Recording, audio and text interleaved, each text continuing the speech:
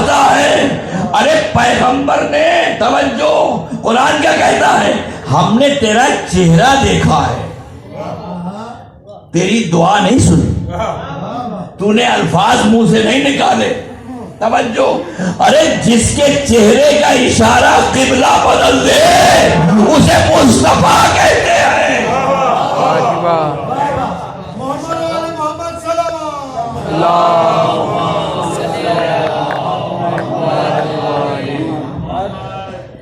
ہم نے دیکھ لیا، توجہ، ہم نے دیکھ لیا ذرا. قد نرى تقلبك في السماء فلنولينك قبلة ترضاها. ہم بہت جلدی تیرا قبلہ وہی کر دیں گے، ترضاها، جو تیری رضا ہے، جو تیری رضا ہے. توجہ، جو تیری رضا ہے. ارے دنیا سمجھے کہ مصطفیٰ کسے کہتے ہیں. ساری دنیا ساری رات سجدوں میں گری ہوئی ہے رضائے الہی کے لیے کہ اللہ کی رضا حاصل ہو جائے. ساری کائنات اللہ کی رضا کی متمنی ہے، اللہ محمد کی رضا کا متمنی ہے. اللہ اکبر یا رسول اللہ.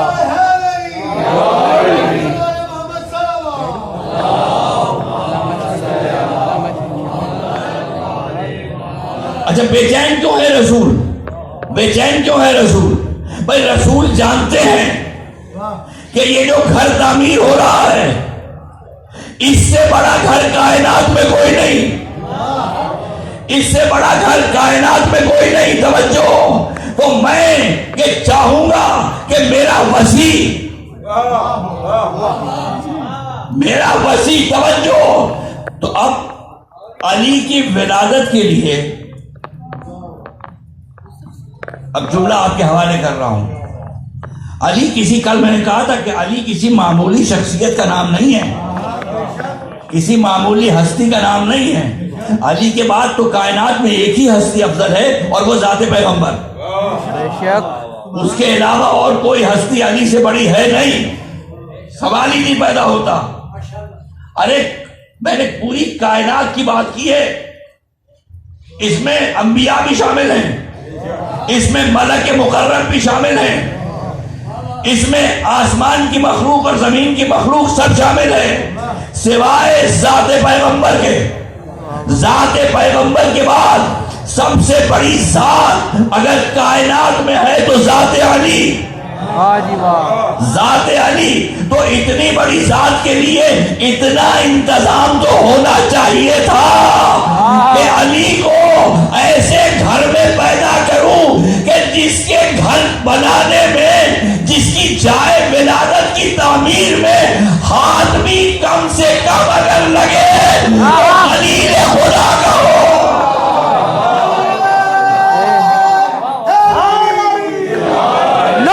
نگر گلی گلی علی علی، نگر گلی گلی نعرہ حیدری.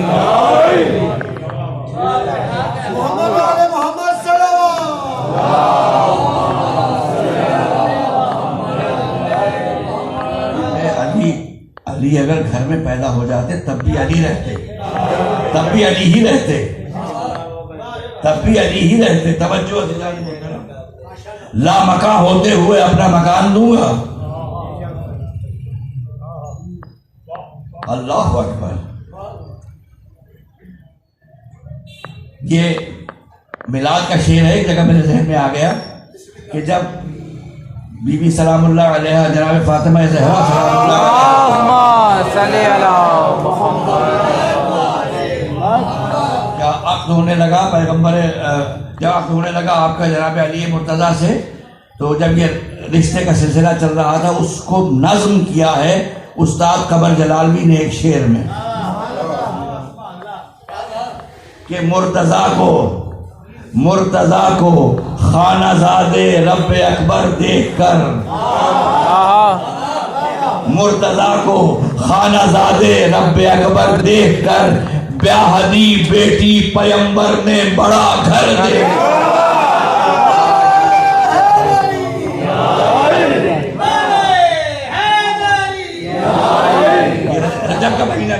میرے مولا کی ولادت کا مہینہ ہے کہ مرتضیٰ کو خانہ زادے رب اکبر دیکھ کر بیاہدی بیٹی پیمبر نے بڑا گھر دیکھ کر اس سے بڑا گھر کوئی نہیں ہے. میں کہوں گا کہ بے شک اس سے بڑا گھر کوئی نہیں ہے مگر اس سے بڑا اب مولود بھی کوئی نہیں ہے.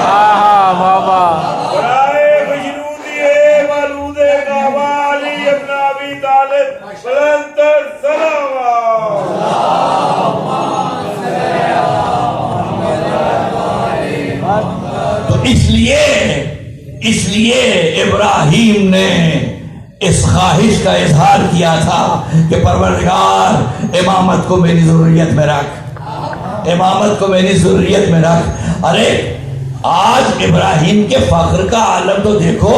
علی کون ہے؟ ابراہیم کہیں گے میری ضروریت سے ہے. حسن کون ہے؟ میری ضروریت سے ہے. حسین کون ہے؟ میری ضروریت سے ہے. زین العابدین کون ہے؟ میری ضروریت سے ہے. ارے محمد باقر کون ہے؟ میری ضروریت سے ہے. جعفر صادق کون ہے؟ میری ضروریت سے ہے.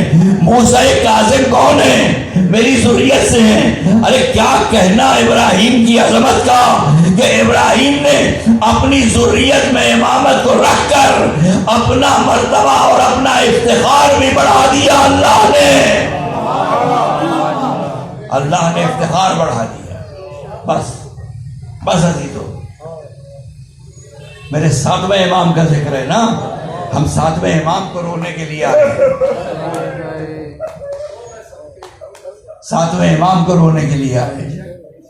زندگی قید خانے کے سپرد کر دی. مولا پہ انتہائی اسیری گزر گئی.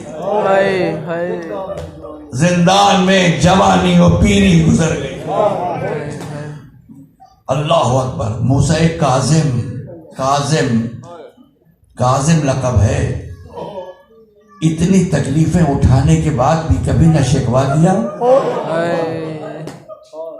نہ کبھی ظالم سے کہا کہ میری زنجیریں کاٹ دو، نہ کبھی ظالم سے کہا کہ مجھے کوئی ہوا کا جھونکا دے دو. کبھی ظالم سے کچھ نہیں مانگا ہے امام نے.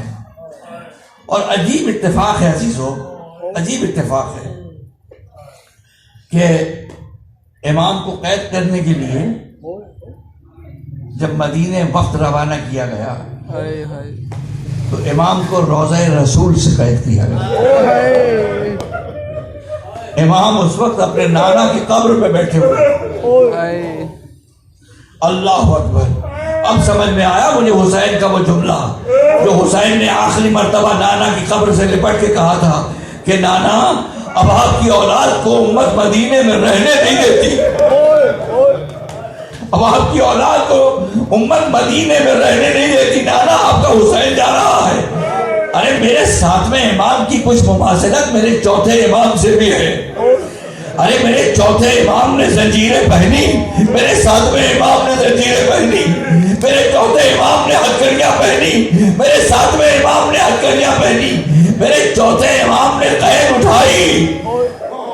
اللہ اکبر. میرے 7ویں امام نے قید اٹھائی. بس ہاتھ جوڑ کے عرض کروں گا 7ویں امام کی بارگاہ میں، مولا آپ کی تکلیف بڑی ہے، مولا آپ کی قید کا صدمہ بڑا ہے. مولا ہم سب مومن آپ کو اپنے آنسوؤں کا نذرانہ پیش کرنے کے لیے بیٹھے ہیں. مولا آئیے انہیں قبول کیجئے. مگر مولا آپ کے بچے تو مدینے میں ہے نا. مولا آپ کے ساتھ آپ کی پھوپھیاں تو نہیں ہے، بہنیں تو نہیں ہے. ارے اللہ اکبر. بس ایک واقعہ سید سجاد کا جو کہ مولا کی خواہش ہے، مولا کو آپ تفصیل سے پڑھیے. مولا ہر وقت ایک ذکر کرتے ہیں، تھوڑی تھوڑی دیر کے بعد ایسے ٹانگ پہ ہاتھ مار کے کہتے ہیں یا حسین، یا حسین، یا حسین. اللہ اکبر. جو امام آیا وہ حسین حسین کہتا ہوا چلا گیا. بس عزیزو میرے 4تھا امام شام میں داخل ہوا ہے. میں نے تو کہہ دیا نا کہ میرا امام شام میں داخل ہوا ہے کہ اور جب شام میں داخل ہوا تو عجیب منظر ہے کہ شام کے راستوں کو سجایا جا رہا ہے اور امام اکیلے نہیں ہیں. ارے یہ منظر زینب بھی دیکھ رہی ہے, یہ منظر ام کلثوم بھی دیکھ رہی ہے, یہ منظر سکینہ بھی دیکھ رہی ہے. پوچھتی ہے اے بھیا یہ کیوں سجائے جا رہے ہیں؟ اجرکم علی اللہ, خدا کسی غم میں نہ رلائے سوائے غم حسین کے. سید سجاد کہتے ہیں سکینہ یہ ہمارے آنے کی خوشی میں سجائے جا رہا ہے. اللہ اکبر, اللہ اکبر. عزیزو باہر بٹھایا گیا.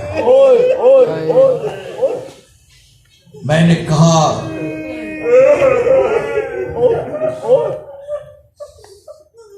دو باتیں میرے ذہن میں عجیب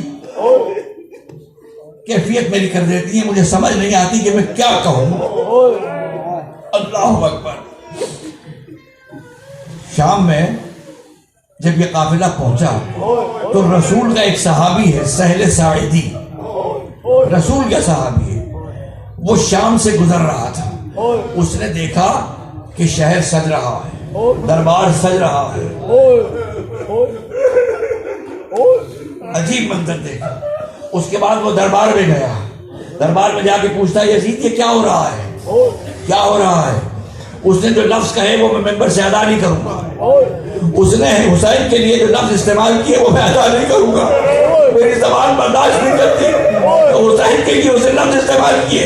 اب باہر آیا وہ, یہ رسول کا صحابی تھا, رسول کے گھر کے ایک ایک فرد کو جانتا تھا.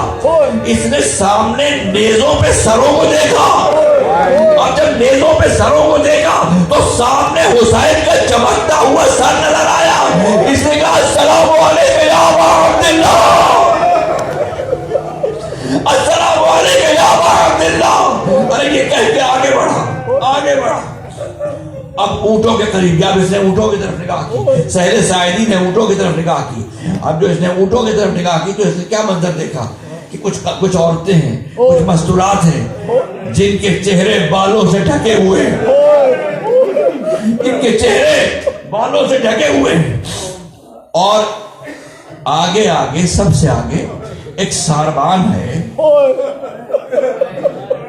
جس کی عمر تو زیادہ نہیں ہے مگر جھک گیا ہے, زمین پہ بیٹھا ہوا ہے.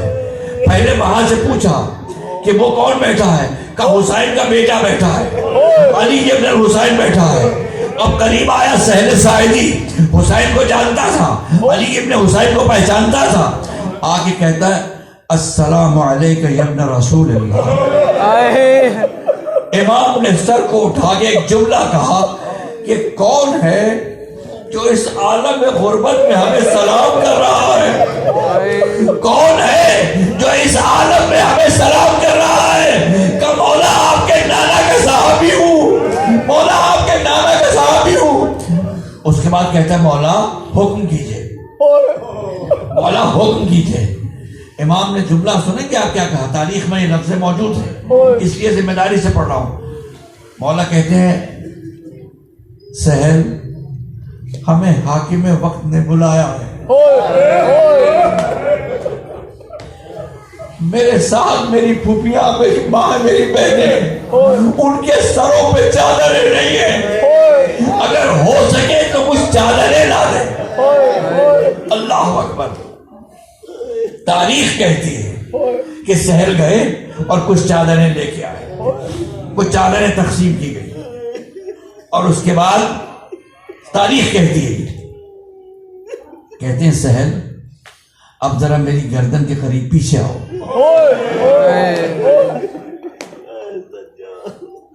آ گیا, کہا اپنا امامہ اتار دو. سہل نے امامہ اتار دیا. کہتا امام کہتے ہیں اب اس میں سے کچھ تھوڑا سا کپڑا تو پھاڑو.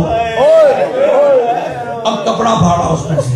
اب کپڑا پھاڑ کے کہتے ہیں اب ذرا میری پشت پہ تو آنا. اب پشت پہ آیا, آ کے کہتے ہیں امام کہتے ہیں سہل ذرا میرے توق کو گردن سے اٹھانا. اور اٹھا کے وہ کپڑا رکھ دینا.